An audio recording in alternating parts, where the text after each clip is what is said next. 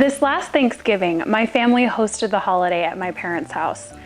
I may or may not have lost a beanbag on the roof while playing cornhole with my dad. But about 2 weeks prior, my mom made the calls around to see what everyone was gonna bring. Someone was bringing the casserole, another the potatoes, another pies, etc., etc. Mom was gonna make the turkey despite being a vegetarian for the past 20 years, but don't worry, it was still good. My point is, in order to make the dinner successful, we all had to bring a different dish to the table. And the same is true for your messaging. Your ideal client has a lot of needs, no matter where they're at. If they're a stay-at-home mom struggling with weight, a burnt-out college student, a flailing solopreneur, they have a ton of needs. Needs with their business, their diet, their relationships, their mindset, their emotions, so on and so forth. And please hear me, you cannot and will not meet them all. They are seated at that table and it is their job to order the right dishes. The catch is, you as the expert can only bring one dish to your client. One, tops. If your client is savvy enough to consider your dish, you better be darn sure that their menu has a very clear description of what you're offering. And this is where most people fail. Clarity is one of the hardest things to achieve in your business. Go into any business-minded Facebook group and you will see tons of people pitching themselves, presenting themselves, trying to position themselves.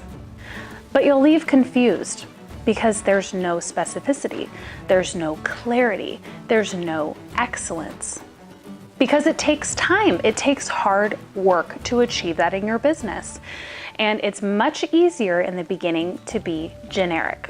But when you end up drowning in brand confusion, fuzzy copywriting, and zero clients, you'll start realizing how exhausting lack of clarity really is. When you can pinpoint exactly who you are, exactly who you serve, and exactly what you do, the words start rolling off your tongue or your keyboard like butter. So let's start with your pillars. Let's narrow down how you serve to 2 or 3 categories. And I don't mean huge, broad topics. I mean niched down, specific, tangible things. If nothing comes to mind, just start jotting down all the results that you help your client achieve. Then put them into 2 or 3 categories. Boom! You've just created your business pillars. So here's an example. If I were to call myself a life coach, I might make my pillars mindset, body, and spiritual practices. That way, if you were to look me up online, you'd know exactly what I focus on. Is this starting to make sense? So let's translate your pillars into video creation. It's really easy to whip out the video camera, but usually when you hit the record button, you totally blank. So what on earth are you supposed to talk about? So before you roll out that red carpet, you need an action plan for your content. That's where the pillars come in. But guess what? You've already created the categories for your YouTube channel, your Instagram, your Facebook, your website videos, wherever you want to put your videos. Isn't that cool? Your pillars are your main categories for your videos. So now let's take your pillars and make bullet points under each category. This is where you go into crazy details, so feel free to let that OCD fly.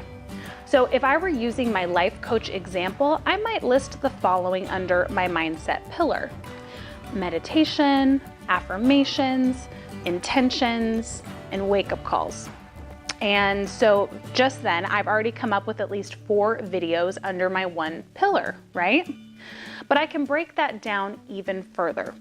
If one of my video topics was meditation, that was under the mindset category, I can break that down into videos about specific meditation masters, how I meditate, what meditation does to the brain, etc., etc.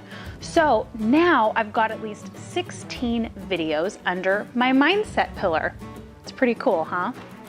When we have clarity in ourselves, we have clarity in our strengths. When we have clarity in our strengths, we have clarity in our message. And now that we've gotten clarity in our message, I'm going to show you how to spearhead your voice in your market. To do that, we need to show you at your best. We need to nail your topic, and we need to have the right equipment to support you.